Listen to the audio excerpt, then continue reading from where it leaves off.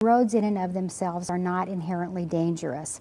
But if a driver is doing something that's unsafe, driving faster than they should be for the roadway condition and the posted speed limit, driving impaired, not wearing their seat belts, not taking other precautions like not being distracted by texting or cell phone calling or things like that, they're safe. It is when you don't use the roadway in a manner that's safe when crashes can happen. 84% of Americans wear seat belts when they drive today. That's good. We're not quite where we need to be, but 84% wear seat belts when they're driving. We've really cut back on the incidence of drunk driving and then obeying the speed limits and some of the things like are happening here in the Phoenix area, automated enforcement that gets people to slow down and go the speed limit, because roads are designed to go a certain speed.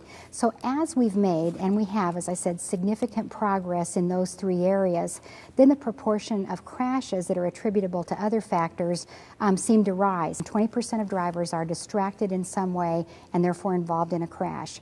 Motorcycling deaths are highly disproportionate to the number of motorcyclists that are out there, motorcycles that are out there. So we know that we need to tackle that, and there's been some real specific efforts at that. And then finally, rural road safety. Our nation's rural highways, most predominantly two-lane rural roads with curves, more curves than you would see on a big interstate or something like that. We see a disproportionate number of crashes in those areas.